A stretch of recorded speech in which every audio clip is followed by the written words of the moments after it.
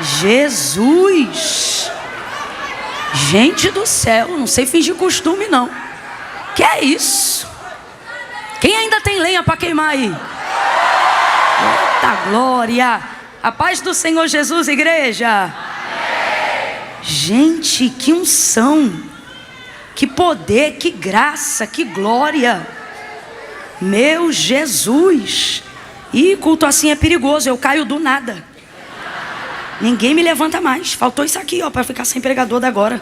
Ou melhor, para ser eu, ia ser outra pessoa, né? Jesus! Que honra estar aqui nessa noite, irmãos. Deus abençoe a vida de cada um. Bispo Bruno, Deus abençoe. Pastora Vanessa, Pastor Lucas, Pastor Marcelo, suas digníssimas, Raul, Leila, essas irmãs bonitas aí atrás. Meu Jesus, ministério de louvor, adoração. Que igreja bendita. Deus está muito aqui. Meu Jesus, está muito. Está muito. Quando eu fico nervosa assim, logo na introdução, sem saber o que falar direito, é porque minha mente está tomada da glória, eu já fico assim, sabe? É sério, eu estou falando sério, eu não sei ficar normal. Não sei ficar normal. A conferência devoção, ela é uma conferência que já carrega esse nome ou não? É a conferência da igreja e esse é o tema. Devoção é o tema e a... Ah, tá. Você tem uns temas muito esquisitos. É por isso que está acontecendo isso aqui. Ainda bem, eu vim na da unção, não. Deus viu que eu não estava pronta. Eu não ia ter condições de estar caída até hoje aqui. Porque é muito forte. Muito forte. Eu estava olhando esse tema, devoção, e vocês aqui desde cedo. Só que hoje já é o segundo dia, não é? Aí eu falei, Deus, isso não vai acabar normal. Porque não tem como, tem amanhã também? Não. Deus sabia, não dava mais. A gente ia cair, Deus ia começar a tomar um monte de gente do nada. Ia sumir, alguém ia ligar, opa, o bispo, a pessoa saiu aí aquele dia, não voltou até hoje. Foi arrebatado, minha filha, aconteceu com várias pessoas. Não se achou mais e o Senhor tomou para si. Porque, gente... Que atmosfera, que unção. Estão acontecendo aqui, nesses dias, coisas que não precisam de uma ordem direta para que elas aconteçam. Eu estou falando muito sério. Se você, antes da conferência da igreja, teve um laudo negativo de um exame, antes de ir para a mesa de cirurgia, refaça o exame. Peça ao médico, diga, doutor, o senhor pode me encaminhar só mais uma solicitação? Só mais uma solicitação? Não, mas já está tudo pronto, até o seu risco cirúrgico. Doutor, se não... Mas o que é que aconteceu? É isso que eu quero ver no exame. O senhor pode pedir, solicite mais um exame. Porque eu estou aqui, o Senhor está falando comigo, que numa atmosfera como essa, coisas das quais não precisam de uma ordem, acontecem por causa do peso, do repouso da glória de Deus, da nossa inclinação, do nosso desejo de estar aqui, de um espírito que não compete e que ainda que esteja competindo, né, entre o cansaço, o desejo de ir embora, a devoção, a entrega, a disciplina espiritual está te colocando numa posição de vantagem no mundo do espírito. E por isso Deus está entrando em negócios, em áreas físicas, em coisas materiais, e Ele está dizendo, eu estou fazendo e agindo em áreas que tu nem precisou me pedir. A tua filiação em mim está trazendo estas coisas do mundo espiritual para o mundo físico. Todo mundo diz que em dezembro a justiça não funciona. Haverá processo fechado antes do ano terminar, por causa daquilo que Deus está fazendo aqui nesses dias.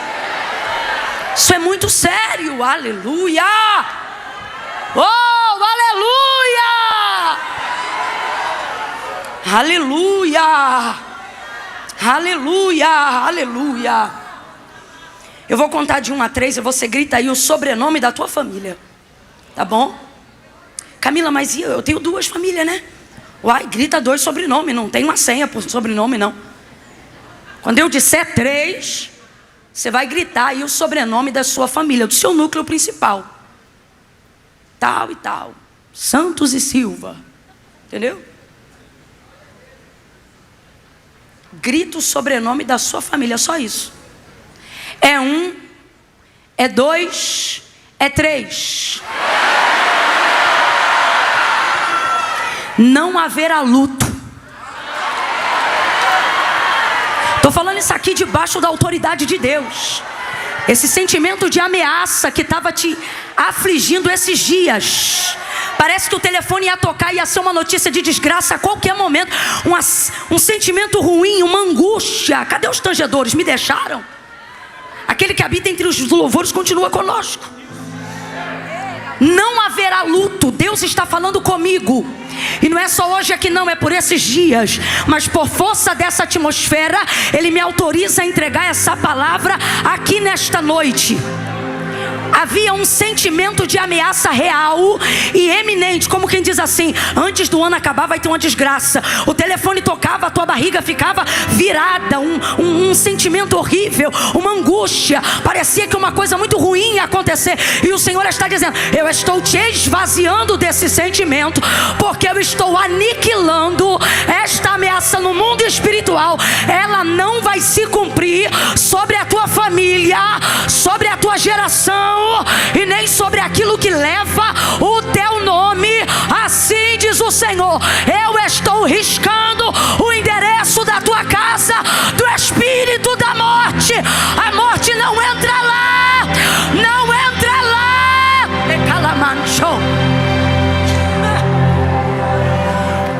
Um dos sinais de que Deus não só falou o que eu estou dizendo aqui, mas removeu este sentimento, como evidência de que isso não é um joguinho de palavras, mas é uma realidade, um decreto do mundo espiritual para o físico, como prova do que nós estamos falando aqui nessa noite. Esse sentimento que outrora era de angústia e que fazia você ficar num espírito intercessor toda hora, não porque é de oração ou de guerra, mas porque o Espírito Santo te deixava alerta, como se você estivesse em perigo.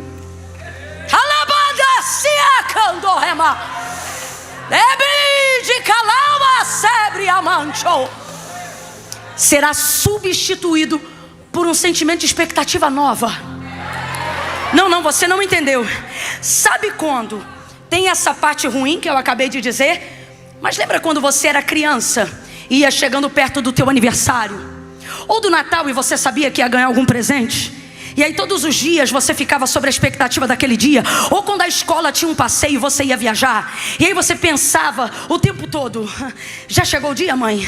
Já chegou o dia, mãe? É hoje o dia, pai? Tinha gente que já deixava a roupa separada, porque boas notícias do que você queria que acontecesse estavam a caminho. Assim diz o Senhor: por esses dias eu troco as tuas vestes de angústia por vestes de louvor. E tu vai tu vai começar a ter expectativa de boas notícias. Vai começar a rir, vai começar a cantar hinos, e alguém vai falar: o que foi? Você vai dizer: eu estou sentindo que uma coisa muito boa vai acontecer. Mas não é sentimento fugaz, não. É Deus dizendo: eu te enviarei boas notícias ainda este mês. Camila, eu não estou crendo, não. Não precisa crer, não. Vem na minha fé, que hoje eu estou crente aberta para ministrar sobre a tua vida, sobre esta palavra. Vem boas notícias. Seja profeta e compartilhe dessa unção. Olhe para 2 ou 3 aí e diz: vem boas notícias. Vem boas notícias aí. Elifelete, vem boas notícias para as tuas intercessoras. As orações que tu disse: Senhor, a família delas, o que elas estão pedindo, responde. Haverá boas notícias ainda este mês. Testemunho ainda este mês.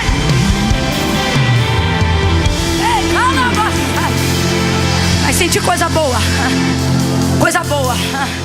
Olha para 2 ou 3 aí e diz: é coisa boa. É coisa muito boa.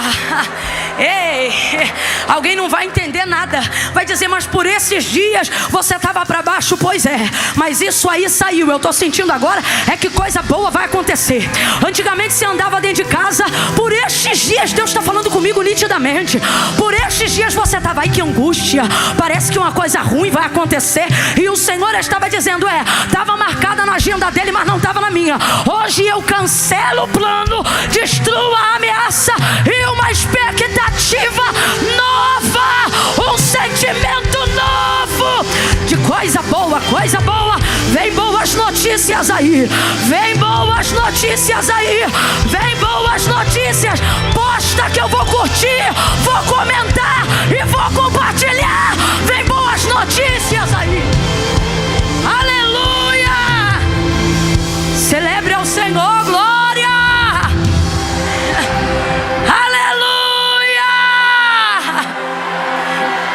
O laço partiu e nós escapamos. Ei, espere coisas boas, viu? Coisas boas. Pergunta assim para o teu irmão: e o que é? Fala assim para ele: eu não sei te dizer.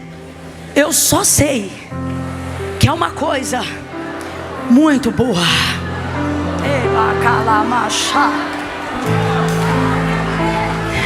Deus está falando comigo aqui. Eu estou na liberdade do Espírito. Onde há o Espírito, ali também há liberdade. Vou entrar por um caminho que você não espera. Vou vir do lado que você não imaginou. Você vai se lembrar desses dias de conferência e vai dizer: verdade, o Senhor falou comigo. Você não vai estranhar o cenário do cumprimento da promessa. Satanás estava querendo colocar a tua bênção em suspeita. Tanta guerra, tanta batalha, que quando chega a hora de Deus cumprir palavra, você não recebe, porque você pensa que é melhor ficar armado. Só que o Senhor está dizendo: eu vou arrebentar com a tua suspeita esses dias. Eu vou fazer de um jeito, de uma maneira, que qualquer um, incluindo você, vai olhar e vai dizer: só Deus podia fazer isso. Foi o Senhor que fez isso. Deus disse que ia fazer e fez mesmo. Amém? Amém? Tá ligado a essa palavra? Amém? Abra comigo a sua Bíblia no Evangelho do Senhor Jesus, segundo escreveu Marcos capítulo 5. Aleluia. Evangelho do Senhor Jesus, segundo escreveu Marcos capítulo 5.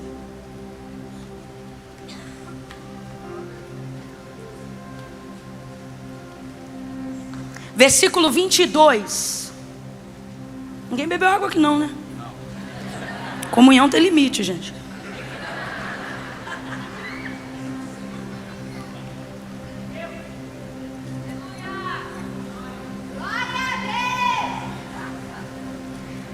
Glória a Deus. Ó, versículo 22 em diante. Quem achou, diga amém. Então chegou um dos principais da sinagoga, por nome Jairo, o qual, vendo-o, prostrou-se aos seus pés e rogava-lhe muito, dizendo: minha filha está à morte. Rogo-te que venhas e que lhe imponhas as mãos, para que ela sare e viva. Pelo que Jesus foi com ele, e grande multidão o seguia, comprimindo. E certa mulher que havia 12 anos, que tinha uma hemorragia, e que já havia padecido muito à mão de vários médicos, e despendido tudo que tinha, sem contudo nada aproveitar, pelo contrário, indo a pior. Porém, ouvindo falar de Jesus, veio por detrás dele, por entre a multidão, e tocou na sua veste, porque dizia ela consigo mesmo: se tão somente eu tocar na orla das suas vestes, sararei. E imediatamente se lhe estancou a hemorragia, e sentiu no corpo estar curada do seu flagelo. Jesus, conhecendo que de si mesmo saíra poder, voltou-se na multidão e perguntou: quem me tocou nas vestes? Responderam os discípulos: mestre, vês que a multidão te aperta e dizes: quem me tocou? Porém ele olhava em redor para ver a que isto fizera. Então a mulher, que sabia o que lhe tinha acontecido, temendo e tremendo, aproximou-se, prostrou-se diante dele. Ele declarou toda a verdade. E ele lhe disse: filha, a tua fé te salvou, vai em paz. e ser curada deste teu mal. Estando ele ainda falando com ela, chegaram alguns da casa do principal da sinagoga. Qual é o nome dele, gente? Isso. E disseram a ele: tua filha está morta, para que incomodas o mestre? Porém, Jesus, tendo ouvido estas palavras, disse ao principal da sinagoga: não temas, crê somente. Diga amém por essa palavra. Amém. Veja, de acordo com o relato de Lucas, o testemunho de Jesus que percorria e que se alastrava, não só em Jerusalém, mas em todas as cidades circunvizinhas a ela, era este: que a todos quanto ele tocava, estes eram curados. Então as pessoas começaram a desenvolver uma fé de que para que elas fossem curadas por Jesus, elas também precisavam ser tocadas por Jesus. E era assim que essas pessoas começavam a desenvolver a sua fé. Por isso que nessa ocasião aqui, Jairo tem uma filha que está enferma. Completa para mim, a menina está? Isso. É uma enfermidade que aponta para uma morte, a coisa é grave. Tanto é que ele diz: rogo-te que venhas em minha casa, que imponhas as mãos sobre a minha filha para que ela sare. Ou seja, ela ainda está enferma. Mas ele diz para que sare e viva, porque ele reconhece que aquela enfermidade, se continuasse, levaria a menina à morte. Jairo vai abrir mão de absolutamente tudo que ele tinha para poder possuir aquilo que só Jesus podia lhe dar. Jairo, na verdade, é a prova de que é possível renunciar por Cristo. Porque, na verdade, a renúncia por Cristo tem muito mais a ver com o que a gente vai ganhar do que com o que a gente tem que perder. A verdade é que há uma hipocrisia velada e uma falsa santidade que quer desenvolver em nós o entendimento de que é perder muito e que por isso é tudo tão difícil. E quando você fica o tempo todo olhando e observando aquilo que você vai perder, a verdade é que você não tem força para renunciar, porque o ser humano não é atraído pela perda, ele é atraído pelo ganho. E isso não torna ele um oportunista, isso torna ele um ser de consciência chamado inteligente. Você não trabalha para perder, você trabalha para ganhar. Quando você acorda cedo, quando você vai fazer seus afazeres, as responsabilidades que você assume, você não assume pensando na perda, você assume pensando no ganho. Isso não faz de você uma pessoa imoral. Isso torna você uma pessoa consciente das suas responsabilidades e alguém que sabe o que precisa fazer, o que precisa perder e o que precisa se comprometer para saber aquilo que vai ganhar. Então preste muita atenção no que eu vou lhe dizer, sem falsa hipocrisia ou sem hipocrisia nenhuma. Você não perde o que tem que perder pensando no que tem que perder. Você só dá conta de renunciar o que tem que renunciar quando foca no que você vai ganhar. Qualquer outra palavra que queira produzir uma renúncia, um puritanismo de que foi ótimo ter perdido o que eu perdi, não foi verdadeiro. E isso não faz de você uma pessoa oportunista. Isso faz de você uma pessoa intencional. E eu vou lhe falar abertamente: o expediente de Deus não são para o atendimento das nossas necessidades, mas para o atendimento das nossas expectativas. Isso contraria absolutamente boa parte da lógica que tem sido implementada por alguns evangelistas, por alguns pastores, por algumas denominações, por alguns pregadores que querem instituir em nós a máxima de que Deus jamais deve ser adorado pelo que Ele faz, mas por aquilo que Ele é. Na palavra não está errado. De fato, adoramos por aquilo que Ele é e não por aquilo que Ele é. Mas a única maneira de saber quem Ele é observando as suas obras. Não se conhece a Deus se não se sabe o que Ele faz. O cântico de Moisés, que o pastor Eliel citou aqui algumas vezes, é, por exemplo, o cântico que Moisés cantou, mas que foi dado como composição do próprio Deus. Deus disse a Moisés: Moisés, canta um hino e ensina os filhos de Israel a cantarem esse hino. E nesse hino você compõe, você escreve nesse hino tudo que eu fiz nessa travessia, desde o dia que eu tirei vocês da casa da servidão. Escreve nesta canção, neste cântico, Tudo que eu fiz. Ensina os pais a cantarem e fala para os pais ensinarem os filhos a cantarem e os filhos deles nos filhos deles. Por quê? Porque essa geração vai passar, mas aquilo que eu fiz não pode passar. E há de ser que todas as vezes que eles cantarem o que eu fiz, e há de ser que todas as vezes que eles cantarem o que eu fiz, eles saberão e eles se lembrarão quem eu sou. Deus está associando diretamente que Israel vai chegar ao entendimento de quem ele é quando fizer menção das coisas que ele faz ou fez. Mas a gente acaba desenvolvendo uma ideia de que não pode olhar para o que Deus faz e que não pode se aproximar de Deus esperando receber alguma coisa. Só que não há amparo bíblico nenhum para esse tipo de palavra que só revela um sentimento poético, mas que não constrói uma narrativa que torna a nossa vida devocional real. E qual é a realidade? A realidade bíblica e teológica, ela está descrita no próprio texto, como defesa do que nós estamos dizendo em prol da própria palavra, para que você não permita que sua consciência te chame de oportunista, porque o evangelho da graça transmitiu em você a consciência de filho. Escute isso.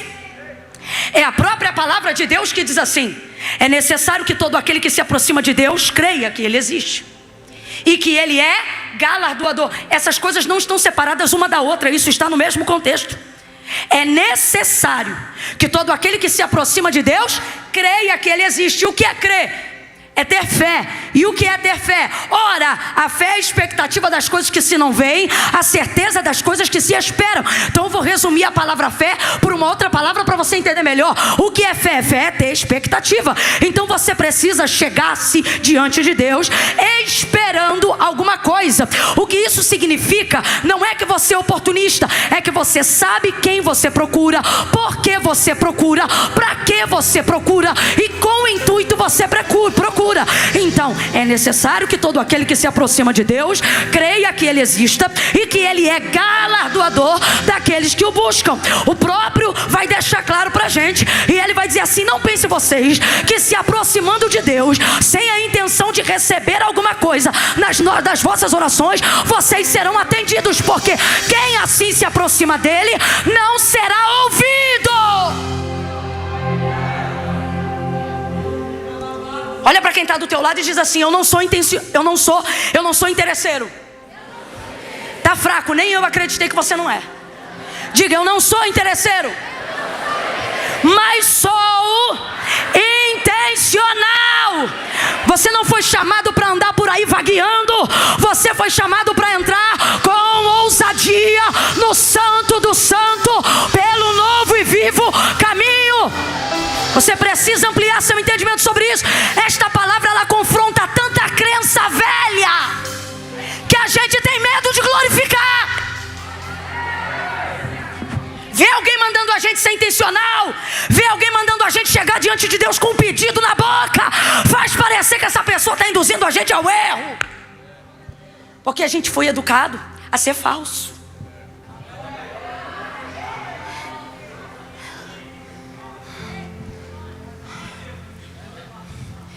Achamos que orações legítimas são as orações regadas de necessidade. Outro equívoco. O que Deus vai dizer na primeira pessoa pela boca do profeta Isaías? Porque desde a antiguidade com o ouvido não se percebeu, ou seja, nem de longe não há ninguém que seja semelhante. Nada do que se tem ouvido de qualquer outra coisa ou pessoa nem se compara. Não há ruído, não há absolutamente nada para que se possa comparar. Então ele vai dizer: porque desde a antiguidade com o ouvido não se ouviu e nem com o olho se viu um Deus que trabalha. Veja isso: um Deus que trabalha, um Deus que por aqueles que precisam, um Deus que trabalha por aqueles que nele. Só duas verdades para o texto e eu te explico o que Jairo está fazendo. Primeira, por que não diz desde sempre, se o texto aponta para Deus, e Deus não é desde antigamente, mas é desde antes da eternidade, haja vista que a eternidade é filha dele. Mas por que o texto não diz que ele trabalha desde eternamente, mas trabalha desde antigamente? Coisa linda. E ela está certa. Olha o que nós vamos ver no livro do Gênesis. Havendo Deus feito todas as coisas, capítulo 1, versículo 31, no 7º dia ele descansou. Viu Deus que tudo quanto tinha feito era muito bom. Havendo ele feito todas as coisas no 7º dia, ele descansou. Foi esse dia que ele descansou, como princípio. Porque o único Deus que opera e que trabalha e que manda a gente trabalhar pelos mesmos princípios que ele trabalha, ele também se move por eles. Não, você nunca vai conhecer nenhum outro Deus, nenhuma outra religião mais coerente do que Jeová. Descansou. Só que depois de haver feito o homem, você está entendendo? Fez lua e descansou, fez sol e descansou, fez estrela e descansou, firmamento e descansou, separou mares, rios, oceanos, água doce de água salgada e descansou, firmamento e descansou, atmosfera, estratosfera e descansou, galáxias, universo, tudo que existe e tudo que há. E depois de haver feito todas as coisas, ele descansou. Mas depois de haver feito o homem, é isso mesmo. Olha para o teu irmão e diz: nunca mais. Nunca mais. Olha que vai passar tanto tempo depois do relato da criação. Nós estamos falando agora do Evangelho. E Jesus vai ser assunto aos céus depois de 33 anos e meio de vida.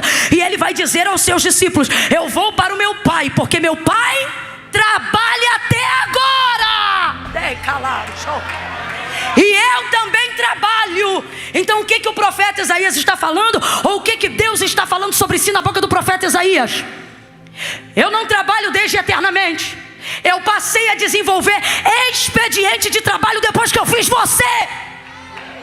O salmista vai dizer no Salmo de número 8: pouco menor do que os anjos o fizeste, e de glória o vestiste e o coroaste. Isso aponta para o Messias, mas também aponta para a humanidade. O que Deus está dizendo é que o homem é o pináculo da sua criação. Camila, eu não entendi. Deus está dizendo: o mundo sobrevive debaixo de palavra, mas para você eu dou meu expediente de trabalho. Para você eu crio plano, para você eu faço promessa, para você eu entrego novidade. Com você eu fico de manhã, de tarde, de noite. Você dorme, mas eu não durmo. Você descansa, mas eu não descanso. O expediente da minha vida é cuidar de você. Deus não é como aquele pai que botou o nome na tua certidão e foi-se embora, ou que te dá o valorzinho fechado da pensão, que às vezes não passa nem de um salário mínimo, e acha que a mãe tem que dar conta de comprar fralda, leite e tudo com aquele salário. Não. Expediente. Abra comigo a sua boca e diga: expediente. Puxa o X igual o carioca e diz: expediente. Expediente. Desde a antiguidade, com o ouvido não se ouviu. Por quê? Porque não foi desde sempre, foi desde que você nasceu. Desde que a humanidade foi gerada, Deus desenvolveu um expediente de atendimento pessoal e personalizado. Sua mente também é confrontada nessa hora, porque você foi educado, sobretudo dentro da cultura brasileira, a viver sobre a expectativa de ninguém que trabalhe por você. Então essa hora é difícil também receber isso, porque na sua mente você cresceu ouvindo: na casa do bom homem quem não trabalha não come. Você cresceu ouvindo alguém dizer: trabalha, mexa-se, faça, seja, tenha. Aí de repente entrega a vida para Cristo, cultura do reino de Deus, da graça. Aí você ouve Jesus dizendo: não cuideis de andar ansiosos por coisa alguma, preocupados pelo que comeremos, pelo que beberemos. Eu não quero vocês ansiosos pelo que vestiremos. Saibam que o vosso Pai, que está no céu de todas essas coisas, tem cuidado de vós. Há uma dificuldade muito grande para a gente aceitar isso, porque você foi educado paulatinamente e intrinsecamente a sua vida inteira para você receber do que você faz. Então hoje, debaixo da graça de Deus, você quer mérito até para receber o que é espiritual. Deus não vai me abençoar porque eu não jejuo o suficiente. Não pode me abençoar porque eu não oro o suficiente. Eu não posso ser tão abençoada por Deus porque eu não sou tão santa quanto eu deveria ser. Eu não estou em tanta verdade, em tanta devoção quanto eu deveria estar. Então de repente uma porta se abre e eu desconfio de entrar, porque como eu não tenho tido muita intimidade com Deus, eu não sei se eu devo passar por ela, se Deus está comigo nela. E aí você vai vivendo Cristo cercado de medo, porque você cresceu para mérito. Aí o Senhor vai dizer: Desde a antiguidade, com o ouvido não se percebeu, com o olho não se viu. Um Deus que trabalha por aqueles que nele esperam. Por aqueles que nele esperam. Então preste atenção. A graça de Deus é para todos. Sua salvação também. Mas seu expediente. Não, quem está me ouvindo aí, reaja. Seu expediente é para quem espera nele. Seu expediente é para quem sabe o que deseja. Seu expediente é para quem tem orações. Seu expediente é para quem pede e espera Deus fazer o que a mão do homem não pode fazer. Seu expediente é para aquilo que o salário da tua carteira não paga. Seu expediente é para aquilo que o Rivotril não pode mais fazer por você. O expediente dele não passa pela terapia. O expediente dele não passa pelo teu dinheiro. Camila, eu não estou entendendo. Nenhuma dessas coisas é pecado. Todas elas são uma bênção. Só que Deus está dizendo: terapia você faz por você, para você. Remédio você toma por você, para você. Trabalho você trabalha por você e para você. Expediente sou eu entrando onde você não entra. Expediente sou eu fazendo o que você não faz. Expediente sou eu comprando o que o teu salário não paga. Expediente sou eu salvando quem você não salva. Expediente meu é para quem espera em mim. Diga comigo, expectativa. Tá fraco? Diga expectativa. Vou diminuir a palavra, diga desejo. Abra a boca, diga desejo. É isso que ele está dizendo. Meu expediente é para quem deseja. É para quem me pediu e quer ver a minha mão. É para quem não mete a mão aonde já me deu a minha mão para meter. Você está tão cansado, tanta alopécia, gastrite nervosa, e você diz: é demônio. E o Senhor está dizendo: é demônio não, é você. Tem muito tempo que você não me dá expediente, porque o expediente é só seu. Você que trabalha, você que entra, você que faz, você que comanda, você que governa, você que paga, você que investe, você que lucra, você que compra, você que levanta, você que tem ideia, é você que dá estratégia, é você que é a coluna, você que é a viga, você que é o telhado. É por isso que tu não dorme mais direito, não come mais direito, não espera mais direito, não descansa mais direito. Quando tu não era nada, quando tu era um vermezinho, quando tu não era coisa nenhuma, tu dobrava o joelhinho e dizia: Pai, se o Senhor não entrar, tu sabe que eu sou pequeno e não entro. Aí eu comecei a entrar, comecei a te abençoar. De funcionário eu te fiz sócio, de sócio eu te coloquei de CEO, de CEO eu te mandei abrir capital.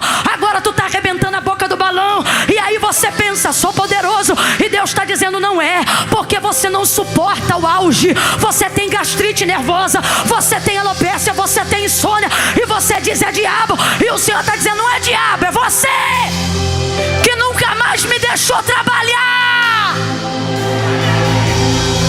Você agora só espera de você. Você não consegue largar o celular 24 horas. Se você tirar 30 dias de férias, a sua empresa cai.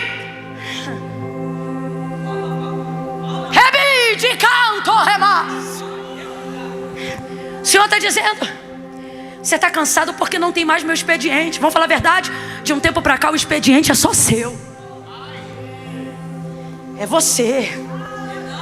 Não, porque Deus, isso, sua conversa virou essa aqui, ó.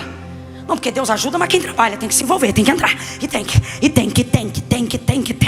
Se hoje Deus chegar para você e falar: aquietai-vos, você passa mal. Aquietai-vos, você sabe. Se Deus chegar para você em dezembro agora, final de mês, época que você tem que acertar tudo que é imposto, tudo que é 13º. E se Deus disser para você: aquietai-vos e sabei que eu sou Deus. Há 10 anos atrás isso era a palavra de vitória. Hoje isso vai te dar uma angústia danada. Você vai entrar nisso aqui, ó. Primeira coisa, crise de ansiedade. Você vai dizer: tá todo mundo fazendo alguma coisa, tem que fazer alguma coisa também, senão eu vou ficar para trás, ninguém vai lembrar de mim. Eu tenho que ir para cima, eu tenho que, eu vou, hein? E o Senhor está dizendo: e se eu te disser que esse mês tudo que você tem para fazer é não fazer nada? E se hoje, diz o Senhor a alguém, eu vier num tete a tete com você para te dizer: para ver minha mão.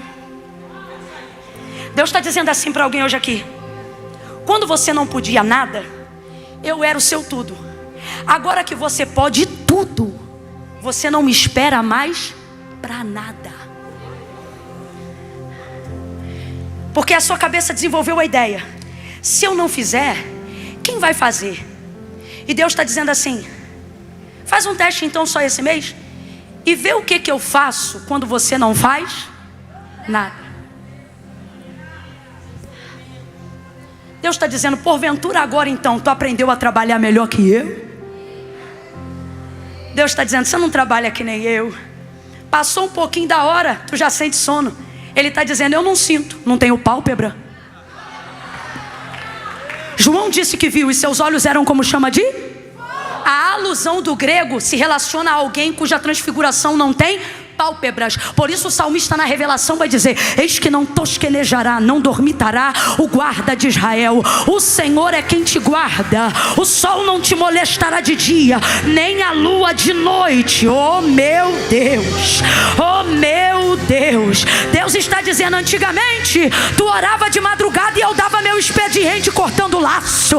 Antigamente tu dormia durante a noite e eu dava livramento até para quem está do teu lado do infarto, porque tu descansava em mim. Lembra quando eu era aquele que te guardava debaixo da minha sombra e tu não temia mal algum? Lembra quando tu lia o Salmo 23 e ele te dava uma paz descomunal, porque tu sabias: o Senhor é meu pastor, nada me faltará.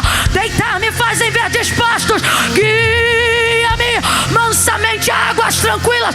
Agora tu vive em água turbulenta. É rolo em cima de rolo, é eita em cima de eita. Deus socorre, Deus me ajuda, Deus tem misericórdia. Por quê? Não confia mais no expediente dele? Não confia mais. Antigamente você sabia que o moleque era aviãozinho da boca. Tu dobrava o joelho e ia dormir, porque era certeza de que Deus ia guardar ele. Não por ele, porque ele era um vacilão, mas porque ele tinha uma mãe que sabia descansar em quem não dorme.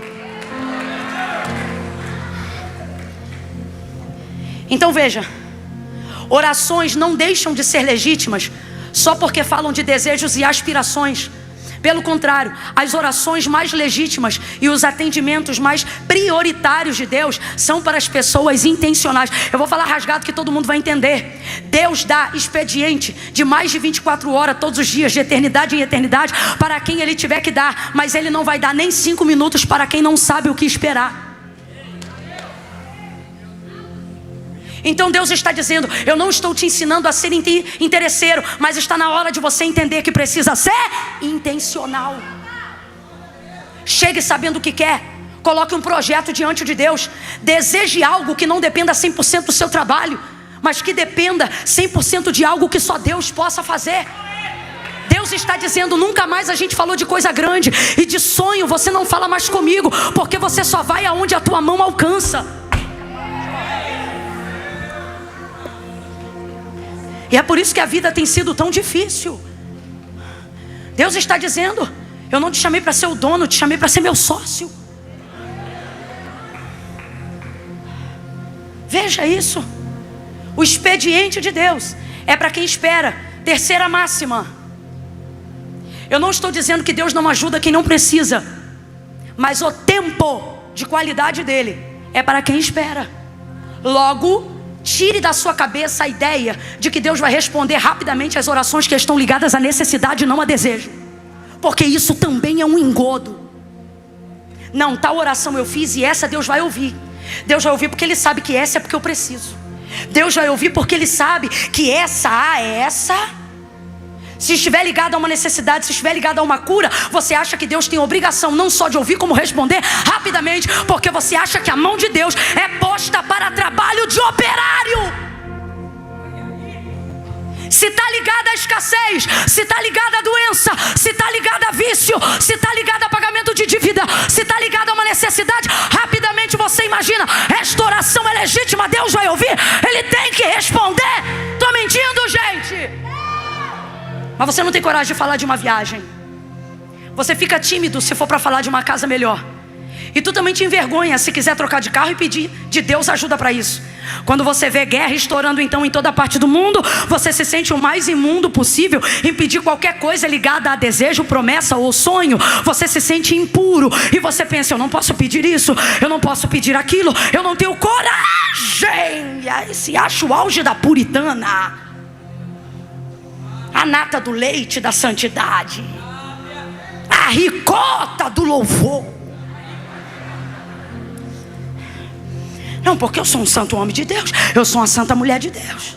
Eu não vou pedir a Deus uma roupa, eu não vou pedir a Deus um sapato. E de fato essas coisas de fato nem precisaria pedir.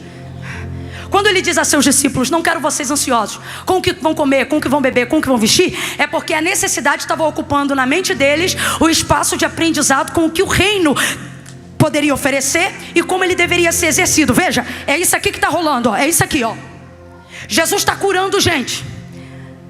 Cego está enxergando, mudo está falando, surdo está ouvindo. E eles estão pensando assim, daqui a pouco a gente tem que ir embora, porque os restaurantes vão fechar e não vai ter nada para comer. Igualzinho tem alguém nesse momento, com a mente ocupada do que perece. Aí eles não conseguiam desenvolver no reino.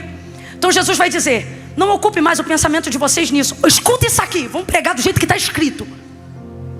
Saibam que o vosso Pai que está no céu, de todas essas coisas sabem que vocês precisam. Só quem tem filho de menor aqui, levante a mão. Baixa a mão. Ele percebe quando a roupa está ficando pequena nele? Ele percebe? Ou é você que diz, menina, essa blusa não está dando mais em você não? Quem percebe? Ele ou o pai? Ele ou a mãe? Ele sabe que dia vence a conta de energia? Ele sabe? Sabe não, ele só sabe que ele quer ver lá a sériezinha dele, o negocinho, 3 palavrinhas dele no YouTube. Não sabe. Ele deseja, amém. Ele deseja as coisas. Ele sabe quanto elas custam? Ele só sabe que está na mesa na hora que quer comer, sim ou não? Sim ou não? Agora vamos lá. Seu filho pequeno precisa te pedir coisas para ter essas coisas? Não, porque de todas essas coisas você já sabe que ele precisa. Olha para mim. Você entrega a fatura do cartão de crédito na mão dele? Ele sabe que dia vence o aluguel? Ele não sabe dessas coisas porque tudo isso já está sobre o encargo do Pai. Haja vista que não é responsabilidade do... Agora olha o que Jesus está dizendo. Saibam que de todas essas coisas, escuta isso, o vosso Pai que está no céu já sabe. O que Jesus está falando rasgado aqui, gente? Não vamos florear. O que Jesus está falando aqui? Parem de ocupar a mente de vocês pedindo para o Pai aquilo que sem pedir. Não. Eu vou falar, olha o que Jesus está dizendo. Ih, pegou, hein? Eu vou falar. Olha o que ele está dizendo. Se vocês não gastassem tempo pedindo isto, receberiam assim mesmo. E todas as pessoas do mundo são assim, Camila? Não. Só aquelas que receberam com o Filho o direito de também serem feitas filhas. Porque o que Jesus está dizendo é, saibam que o vosso Deus, não. Saibam que o vosso Senhor, não. Olha o que ele diz. Saibam que o vosso... Abra a boquinha santa. Saibam que o vosso... Então o que ele está dizendo? Quando você alcança o entendimento de filho, você não precisa ocupar tua mente só com escassez e necessidade. O Pai vai corresponder o que o filho precisa, até sem pedir, se estiver ligado à área da necessidade. Agora é do dever do filho fazer os pedidos ousados que só Deus pode responder. Mas sua mente não consegue renunciar ao que precisa renunciar, porque alguém te ensinou que você não pode ver o que vai ganhar. E é por não saber o que vai ganhar que não tem força para perder. Se santificar, desenvolver disciplina espiritual. Você quer ver? Você é péssimo de devocional, mas é ótimo de campanha. Por quê? Porque quando somos movidos por necessidade, temos maior fluxo de oração, porque fomos treinados a sermos movidos por necessidade. E quando nos tornamos espirituais, utilizamos o treinamento que nos ensinaram lá fora para uma cultura que não combina aqui dentro, porque não conseguimos abrir a massa cinzenta, o lóbulo frontal, para deixar a palavra de Deus entrar do jeito que ela é escrita e não do jeito que os outros pregam. E entender que o que ele está dizendo é: filho, das suas necessidades eu cuido, mas dos seus desejos cuida você. Me mostra, me fala, conversa comigo. O que você quer? Aonde está o meu expediente? O expediente do nosso relacionamento. Jairo entendeu o que ia perder. Todos os arrobas ele ia perder, todos os patrocinados ele ia perder, tudo que vinha da sinagoga ele ia perder, o CNPJ dele ia quebrar, convite de final de ano aquele ano não ia ter. Jairo acabou-se. No dia que decidiu buscar Jesus para salvar a filha dele, Jairo acabou-se. Só que ele viu o que ele ia ganhar: a vida da filha. E a vida vale mais do que qualquer outra coisa. E por que ele conseguiu perder e pôr a perder tudo o que ele tinha que perder? Porque ele focou no que ele ia ganhar. Jesus não veio te trazer hoje uma palavra bonita, mas um método eficaz. E o que ele está dizendo é: tu vais dar conta de renunciar tudo que o evangelho te pede para renunciar, quando parar de ser falso puritano e ser um verdadeiro intencional, dizendo: vou renunciar aqui porque eu sei o que eu vou ganhar ali. Eu sei o que Deus tem para mim ali. Eu sei o que Deus tem para mim. Deus tem comunhão para mim. Deus tem vida eterna para mim. Deus tem cura para mim. Deus tem amigos sinceros para mim. Deus tem alianças provadas no fogo para mim. Não, eu tenho que largar tudo e eu não sei o que Ele vai ter. E é por isso que você não consegue largar nada. Olha o que o texto diz: que quando ele viu que ia perder a filha, foi buscar Jesus. Olha isso. E vendo, prostrou-se aos seus pés. Prostrou-se aos seus? Prostrou-se aos seus? Agora vem comigo, olha a oração. Rogo-te que entres em minha casa e que imponhas as mãos sobre a minha filha. Então vamos ser honestos. Ele foi lá e se prostrou aos pés, mas foi pedir o quê? As mãos. Isso é ser intencional, sim ou não? Agora por quê? Que ele se prostra aos pés em adoração, mas pede as mãos? Porque ele sabia que qual era o testemunho de Cristo? A todos quanto ele, esses serão curados. Então olha, Jairo, sei o que eu estou perdendo, sei como eu devo buscar, mas também sei o que eu vim pedir. Estou adorando aos pés, mas o que eu quero são as mãos. Agora eu te pergunto, Jesus repreendeu ele? Jesus disse: sai daqui, seu oportunista. Olha o que o texto diz: e foi Jesus com ele. Jesus ama andar com gente que sabe para onde está levando ele. Jesus ama acompanhar gente que vai lá, adora aos pés dele, mas antes do culto acabar diz: me dá tua mão, porque eu tenho que te levar lá no meu endereço. Me dá a sua mão, porque eu preciso te levar lá na minha casa. Me dá a sua mão, porque eu preciso te levar lá no leito daquele hospital. Olha o que Jairo está dizendo: eu adoro aos pés, eu reconheço quem tu és, e é porque reconheço quem tu és que vim buscar o trabalho das tuas mãos. E foi Jesus com ele. Jesus vai com ele. Era hora dele ficar hiper alegre, porque se Jesus vai comigo, acabou. Você não precisa de Jesus de um feito, você precisa de Jesus de uma palavra. Porque a palavra de Jesus e o feito dele é a mesma coisa, mesmo que ele ainda não tenha feito nada.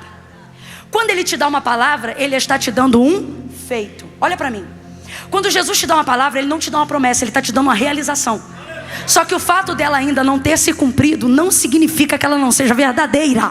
Logo, quando você recebe de Deus uma palavra, você não se comporta como quem espera. Você deve ter a atitude de alguém realizado.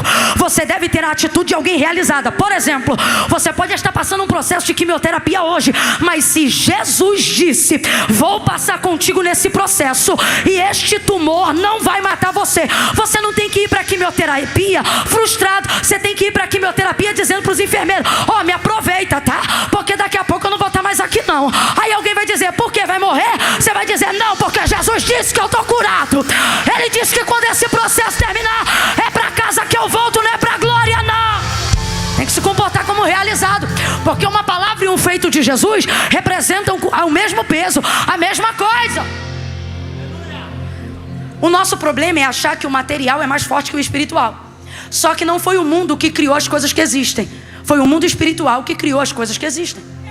Logo, o que cria a realidade não é a matéria, é o Espírito. Deus é? Deus é?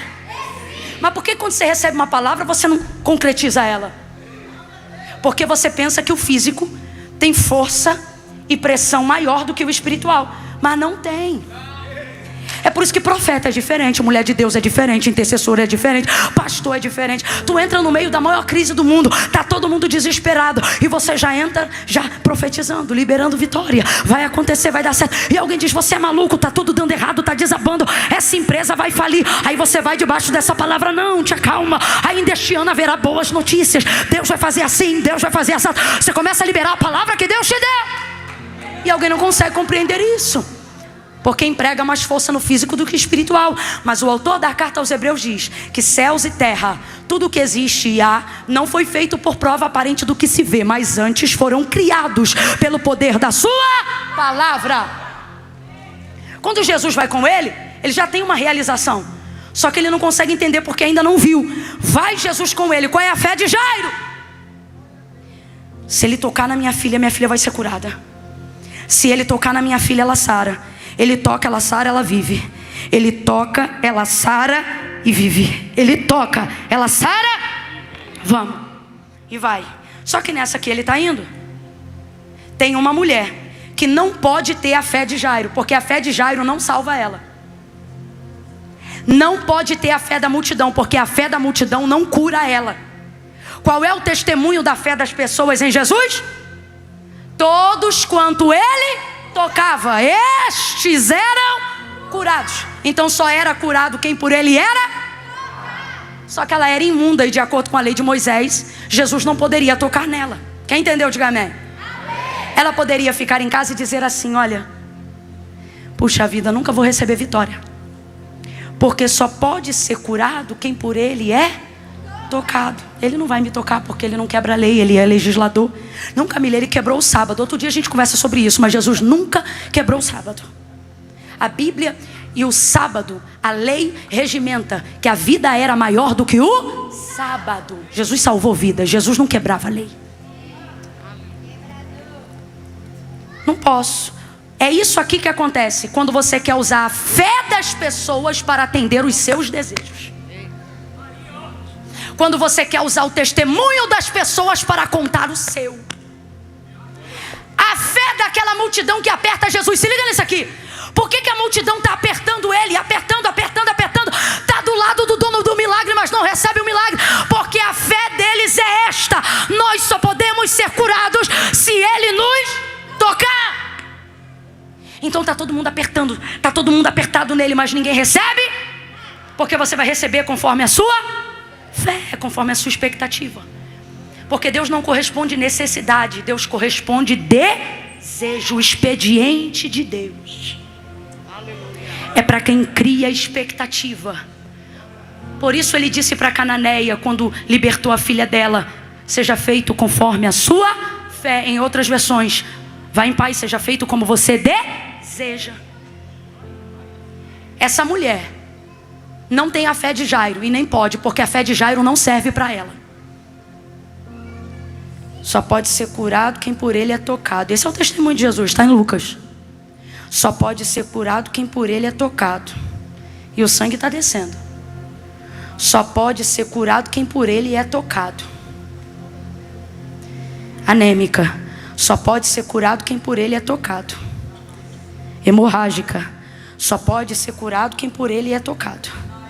Se eu ficar esperando ele me tocar, ele não vai me tocar. Esse plano não funciona para mim. Essa fé não funciona para mim. Esse testemunho não funciona para mim. Porque minha vida não é igual a de todo mundo. Minha vida é diferente dos outros. Meu marido é diferente dos outros. Meu filho é diferente dos outros. Meu desejo é diferente do deles. Minha situação é diferente da deles. E para uma situação diferente é necessário uma fé diferente. Uma circunstância diferente pede um apelo diferente. E se há em você poder de criatividade, entenda por que eu amo tanto esta mulher. Porque ela entendeu que tudo que aconteceu até aquele dia na vida dela não era de Deus um castigo, mas é porque ela veria na crise uma oportunidade que só poderia ser vista do lugar que ela estava. Jesus não está castigando você, é porque Ele sabe que existem coisas que vão passar a ser feitas a partir de você, mas que somente pessoas como você, na situação que você está, vão conseguir ver uma fé que ninguém ainda teve, uma estratégia que ninguém ainda teve. Enquanto todos estão dizendo, só posso ser curado se por ele eu for tocado, ela diz, e se tão somente eu tocar na orla das suas vestes, se eu tão somente tocar na orla das suas vestes, eu serei curada. E saiu por detrás, por entre a multidão, e esticou a mão e tocou na orla das suas vestes. Vem comigo, o texto diz, e na hora, grite e diga, na hora, diga, na hora, ela sentiu estancar no corpo a hemorragia, foi curada na hora daquele flagelo. Me ouça, me ouça. Jesus tomou um susto, parou a demanda e disse, alguém me tocou. Sabe o que eu acho lindo? Ele diz assim, porque de mim saiu, foi retirado, foi tomado. Que fé é essa que não pede, toma? Saiu virtude. Se você olhar o texto de Marcos 5, eu vou finalizar em Jairo, sente. Se você olhar o texto em Marcos 5, você vai ver que ela não pediu a ele para ser curada em nenhum momento. Não pediu. Olha para quem está do teu lado e diz, ela não pediu. Saiu, tocou e levou. Pegou o que queria sem pedir e não foi roubo. De novo, presta atenção. Foi lá, pegou o que queria sem pedir e não foi roubo. Ela saiu, pegou o que queria sem pedir e não foi roubo. Se Jesus não vira para trás e diz, quem me tocou, ela não dava tchau. Ela não dava obrigado. Irmão, catuca 2 e diz, que fé é essa? Fala assim pro teu irmão, que fé é essa que não agenda o milagre? A fé de Jairo precisou agendar. Preciso que entres em minha casa, que toque na minha... Ok? É a fé dele, amém, Deus vai fazer. Só que olha a dela. Foi lá, pegou, levou, tomou. Um assalto. Praticamente um assalto da virtude. Gente, o que houve? Jesus fui tomado. Tremendo, fui eu, Senhor. Filha, curou de novo. Filha, tua fé te salvou. Vai em paz. Olha isso aqui, presta atenção. Se fé tem tamanho, o milagre também tem.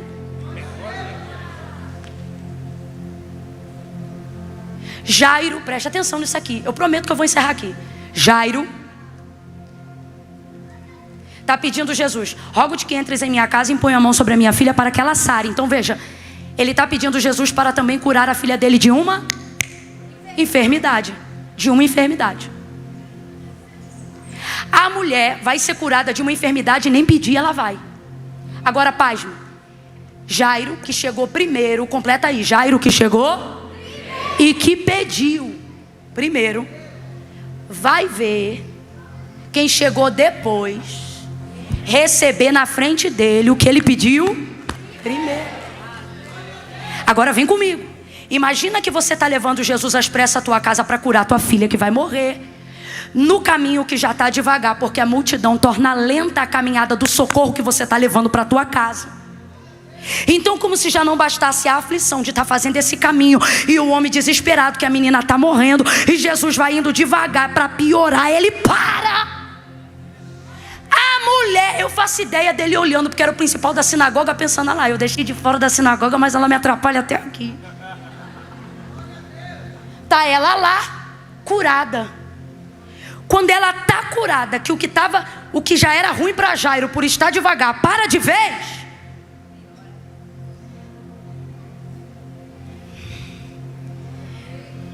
Vem o povo que está na casa de Jairo e diz: não importune mais o mestre. Não adianta mais nada, a menina já morreu. É muita informação junto. É eu ver quem chegou depois, receber primeiro o que eu pedi antes. E por causa dessa parada, ter a antecipação. Vamos falar a verdade?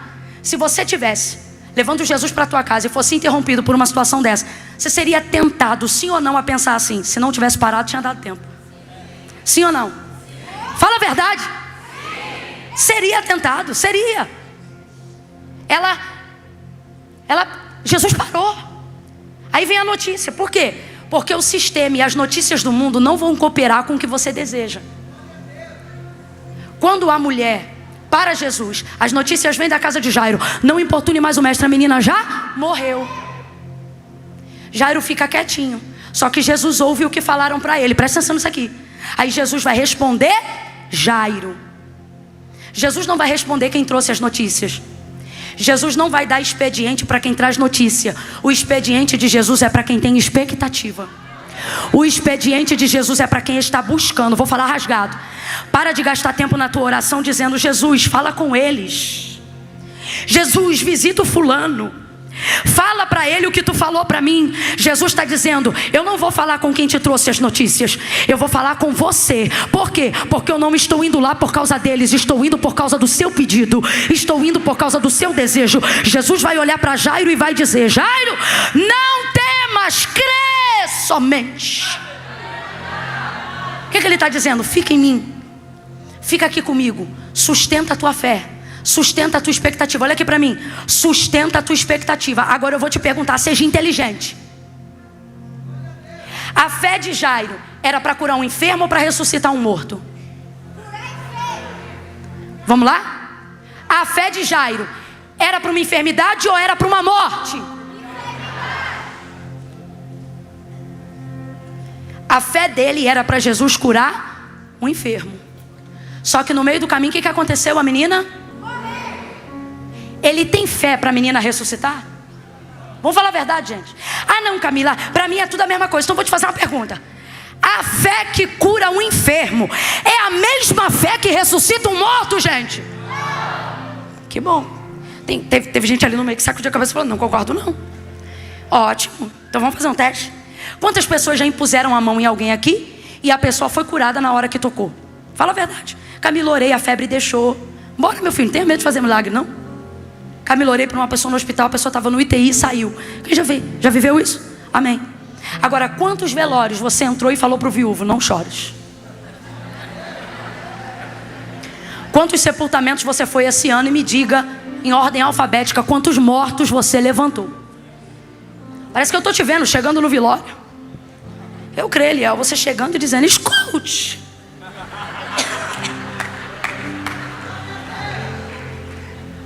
Então veja, a fé que cura um enfermo é a mesma que ressuscita um morto?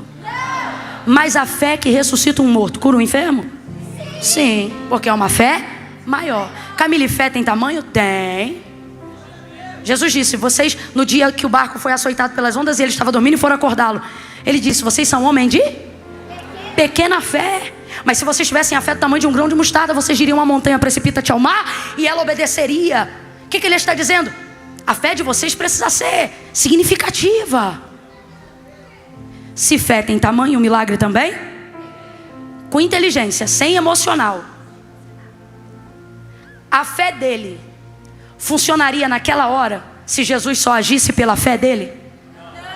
A fé dele estava pronta para ressuscitar a filha dele? Só que a fé dele foi o suficiente para chamar quem ressuscita. Então por que Jesus não foi correndo e ressuscitou logo? Duas verdades. Primeira, e isso se aplica a mim e a você. Jesus não fez o que você pediu para ele fazer ainda, por mais que ele já tenha te dado a palavra de que ele fará. Não é porque ele não quer fazer, mas é porque sua fé ainda não está pronta. Segundo, sabe como ele vai usar para aprontar a tua fé? Pasme, fazendo você ver outras pessoas receberem na sua frente o que você pediu primeiro. Não precisa aplaudir não, eu também não aplaudiria. Dá um desânimo nessa hora. Você disse, você está pregando aí até agora para dizer que Jesus vai fazer as pessoas que vieram depois receberem primeiro o que eu pedi para ele antes? Sim. Porque Jesus tem aqui duas opções para Jairo. Primeira, ou você pode murmurar e falar, desgraçada, se não tivesse travado ele, minha filha estava viva. Ou ele pode entender que pela primeira vez ele está vendo alguém receber um milagre de um jeito totalmente diferente do que ele sabia que Jesus era capaz de fazer. Qual era a fé de Jairo? Só pode receber milagre quem por ele é tocado. Agora vem uma mulher que toca na orla das vestes e é curada na hora. O que ele está vendo? Ele é bem mais poderoso do que eu pensava. Ele é bem maior do que eu imaginava. Ele tem bem mais poder e age de maneiras diferentes. Então a sua fé poderia ser edificada. Camila, eu ainda não entendi. Vai entender agora. O milagre do teu irmão acrescenta a tua fé. Jesus está te preparando para fazer na tua casa uma coisa maior do que a que você pediu. Sacode 2 ou 3 aí agora e diga, Jesus pode fazer na tua vida primeiro. Eu não vou ligar não. Abençoa alguém aí e diz, eu quero que ele te abençoe primeiro. Eu quero que ele te abençoe aí primeiro. De pé como estamos. Jairo, não temas, crê somente. O que ele está dizendo? Fica comigo, olha para mim. A fé que você tinha quando pediu para Jesus fazer lá atrás o que você queria que ele fizesse, a empresa que você queria, a salvação que você pediu, ela foi muito boa para buscar Jesus. Mas desde o dia que você conheceu Jesus, Jesus sabia que essa fé não era o suficiente para o que você estava pedindo. Por quê? Porque no caminho dele até lá, ele sabia que iriam acontecer coisas que iriam provar a sua fé. Quando você pede uma coisa para Jesus, você só se vê no caminho de ida pedindo, não se vê no caminho de volta recebendo. E é no caminho de volta que os paranauês acontecem. Como diz o carioca, é na volta que as paradas acontecem. É na volta que os outros ficam doentes. É na volta que você descobre enfermidade. É na volta que você descobre que a coisa ruim era pior do que você pensava. Que o amigo é inimigo. Que o colega é traidor. Que a situação se agigantou. E aí se Jesus te deixa naquela fé que tu foi buscar, tu é o primeiro a dizer, Jesus, precisa mais ir lá em casa não. Só que olha Jesus dizendo para Jairo, Jairo, fica comigo, olha para mim. O que ele está dizendo? Junto, aqui ó, fica no que você pediu. Fica no que você precisa, fica em mim. Ei, calá, Jesus está dizendo claramente a alguém aqui hoje, você é intencional, você fez um pedido, você desejou algo, você quis um sonho, você pediu uma empresa, você pediu um casamento, você pediu a salvação de um ente querido, mas no meio do que Deus está dizendo, você me pediu aquela faculdade e não essa que você está cozinhando em banho-maria porque a outra era mais cara. Jesus está dizendo, sustenta o que você me pediu, porque eu vou sustentar a fé que você não tem para fazer maior do que o que você me pediu. Diga-me agora, a cura da mulher do fluxo de sangue foi o máximo, sim ou não? Mas diga para mim a real, o que é maior para se contar? A cura de uma enfermidade ou a ressurreição de um morto? Isso é tão verdade que depois que Lázaro ressuscitou, procuravam matar ele, porque ele era um testemunho vivo, claro, do poder de Deus. Deus está dizendo, não desista, porque está vendo os outros receberem. Não desista, porque as coisas pioraram no caminho. Não desista. Por que não, Camila? Tudo isto está acontecendo porque você me pediu uma coisa, mas o que eu vou fazer é muito maior, infinitamente mais do que pedimos ou pensamos. Seu teto, olhe para mim, seu teto é o piso por onde Deus começa o trabalho. Olha para mim, seu teto é o piso por onde Deus começa o trabalho. Seu teto será a base por onde Deus vai começar o projeto dele. Ele está dizendo: a tua fé vem até onde dá, e eu levo o que você não tiver para acrescentar em cima do teu projeto.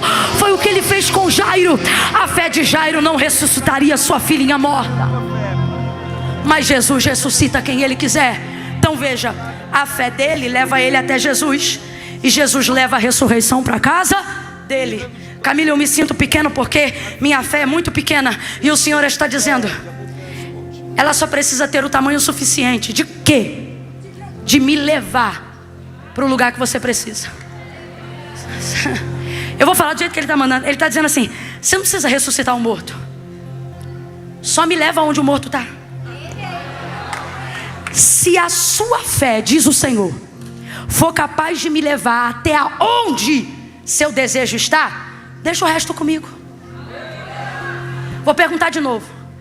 A fé de Jairo ressuscitava sua filha? Mas ela sabia onde estava Jesus, não sabia? A fé dele não sabia onde estava Jesus? A fé dele não foi buscar Jesus? Jesus está dizendo: não precisa fazer o que só eu posso fazer, só precisa me mostrar um endereço de onde está o que você quer que eu faça. Me leva aonde a sua fé alcança, e eu te levo. Ei, estou sentindo uma graça de Deus tão grande aqui, gente. Só me leva aonde tua fé alcança, e nesse caminho eu vou te ensinar a celebrar a conquista dos teus irmãos. Nesse caminho você vai entender que ficar feliz com o que os outros recebem não rouba nada de você, só acrescenta o que ele vai fazer lá na frente. Jesus está dizendo a alguém aqui categoricamente: me leva lá. Me leva lá naquela empresa falida, me leva lá. Me leva lá naquelas massas que você colocou para descanso, mas ainda não tinha encomenda. Me leva lá. Me leva lá naquele projeto que você colocou na gaveta. Me leva lá. Me leva lá no diagnóstico do tumor. Me leva lá. Me leva lá. Não temas, só me leva lá. Sabe o que ele está dizendo? Jairo, não me deixa aqui no meio do caminho não. Você me convidou para a tua casa, vamos embora lá. Continua andando, Jairo, continua andando. Jesus está dizendo para alguém: você vai ver muita coisa triste acontecer no meio do caminho, mas também vai ver muita porta abrindo no meio do caminho.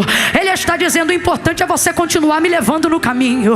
No caminho vai ter fogo, vai ter água. No caminho vai ter entulho, no caminho vai ter espinho, no caminho vai ter pedra. Mas no caminho eu também sou remédio, no caminho eu também faço ponte. No caminho eu também animo a sua fé. Lembra? Eu nunca te disse que eu era o destino, mas eu sempre te disse: eu sou o caminho. Eu sou o caminho. Se passares pelas águas, elas não te afogarão. Quanto aos rios, eles não te submergirão. Se passares pelo fogo, não te queimará, nem a chama arderá em ti, porque eu sou contigo para te livrar. Ele está dizendo: me leva no ônibus, me leva no carro, me leva no aplicativo, me leva na bicicleta, me leva em casa, me leva no apartamento. Não me deixa no caminho, Jairo, porque eu estou levando para tua casa o que você não tem. O que você não tem, eu tenho. Continua o caminho. Continua o caminho.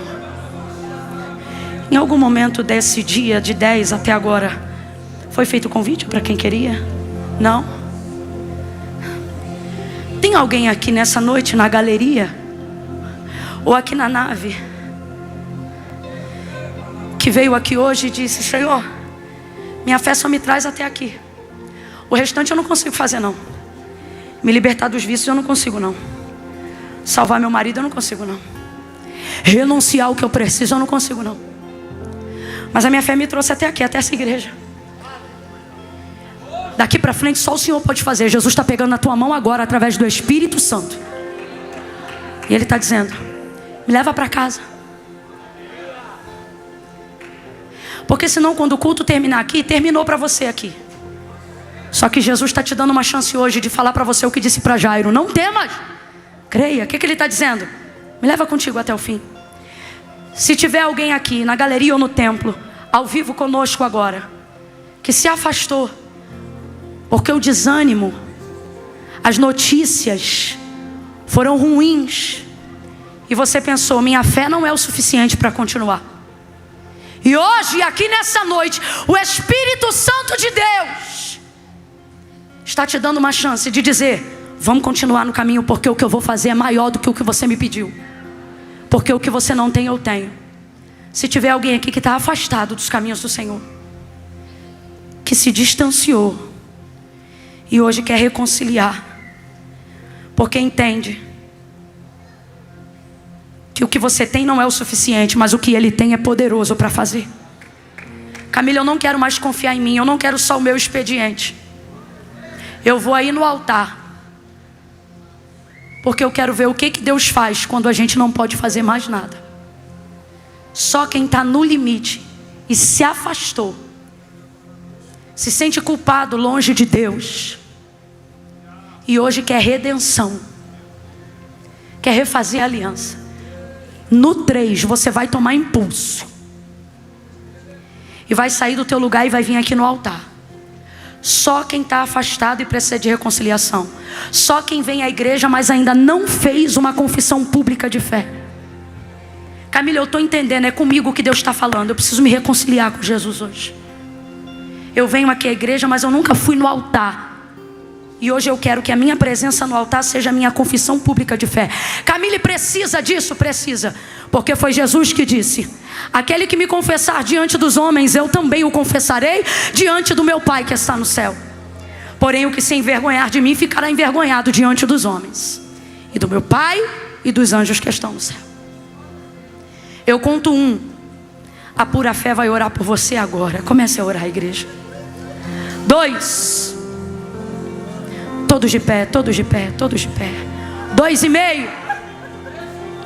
Camila, sou eu. Eu preciso do expediente de Deus. Eu quero me render hoje à vontade de Deus. Eu quero ir ao altar assim, porque eu sei o que eu vou ganhar. Sei o que vou perder, mas também sei o que vou ganhar.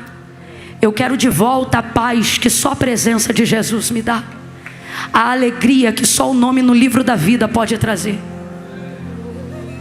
É 1, é 2. Se você estiver na galeria, já comece a se mexer para descer, se for para vir para o altar. 2,5. Se você está aqui na nave, Camila, eu reconheço como essas pessoas que sou eu. 3. Tira teu pé do chão agora e vem para o altar. Um pé na frente do outro. Tenha coragem. Isso. Venha chegando. Isso. Eu não quero ficar nem mais um dia distante dele. Diga para ele quanta saudade você sentia. Diga para ele o quanto você o deseja. Oh, aleluia.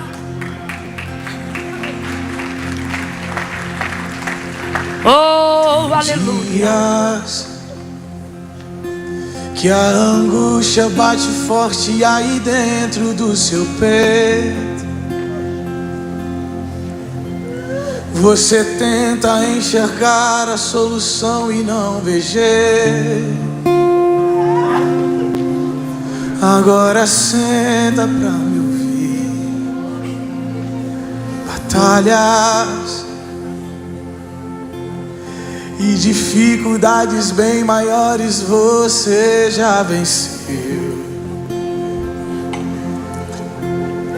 Foram provas tão difíceis que hoje chegou até dizer: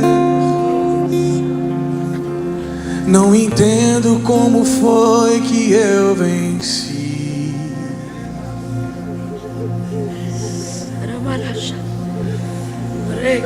A verdade é que existe um mistério aí dentro, uma força que excede o entendimento, a razão pra ter chegado até aqui. Tem alguém que esteve do seu lado em toda a trajetória, alguém que conhece até o fim da história e me trouxe até aqui pra ti. Enquanto eles fazem uma aliança aqui, refaça sua aliança com Deus aí também. Lembra? Lembra quando estava por um fio pra desistir, e quando faltou isso aqui pra você cair, mesmo assim você tentou mais uma vez. Era minha mão trabalhando. Era a mão de Deus, era a mão de Deus segurando a sua mão pra não cair. Você não veio até aqui pra desistir, então não tem por que chorar, volte a sorrir. Era a mão de Deus e vai ser sempre assim. Estenda a sua mão em direção ao altar de Deus. Estenda a sua mão em direção ao altar de Deus. Nós vamos orar agora. Quando eu terminar de orar, vou pedir todos os músicos para entrarem junto no mesmo louvor e no refrão. Porque é interessante, isso nunca me aconteceu. Mas enquanto nós vamos orar por eles aqui, o Senhor está dizendo: com eles eu estou refazendo aliança, fazendo uma nova aliança. Mas com os que estão no banco, eu estou resgatando a intimidade que a gente tinha. Gente que vai voltar a deixar Deus trabalhar. Tem gente aí no banco agora que ouviu toda a palavra, mas nunca foi tão confrontado como a parte do expediente. Deus está dizendo: o lugar das ameaças ganhou espaço em você, porque quando você vê que não consegue cobrir todas as áreas da sua vida, você esquece que eu estou cobrindo. Então agora você se sente ameaçado pelas brechas. Só que o Senhor está dizendo: lembra quando eu era muro de fogo ao teu redor? Lembra quando a nossa aliança cobria toda a sua casa? Porque você sabia que eu estava trabalhando. Então Deus está dizendo: com esses aqui do altar, eu estou refazendo aliança. Mas com os que estão no banco, diga para eles que é a hora da gente restaurar a nossa intimidade. É hora deles voltarem a esperar o meu expediente. Estenda a mão aqui, ore por eles primeiro, ore por eles primeiro. Comece a abençoar essas vidas. Pai, em nome de Jesus, nós te louvamos por cada uma dessas vidas decididas e rendidas no teu altar. Completa a boa obra que tu começaste hoje aqui, em nome de Jesus. Liberta, Senhor, perdoa os pecados, restaura as forças, levanta cada um aqui, Senhor. Eles não vão ficar caídos. Restaura, escreve o nome deles no livro da vida. Nós ministramos sobre eles agora alegria, alegria, alegria, alegria, alegria, alegria, alegria, alegria da salvação, Pai, em nome de Jesus. Novidade de vida, Senhor. Nós os abençoamos no teu nome. Recebe essas vidas na tua presença, em nome de Jesus. Pai, agora cada um de nós, aonde houver uma mão erguida, aonde houver uma mão erguida, aonde houver uma mão erguida, aonde houver um coração desejoso, esta pessoa quer voltar a esperar em ti, a ter intimidade, a se aquietar e saber que tu é Deus. Toma frente desse mês, toma frente desses dias, toma frente, vem com a tua mão, vem com a tua mão, vem com a tua mão e restaura, em nome de Jesus. Vem com a tua mão, declare. Me lembra quando estava por um fio pra desistir, e quando faltou isso aqui pra você cair,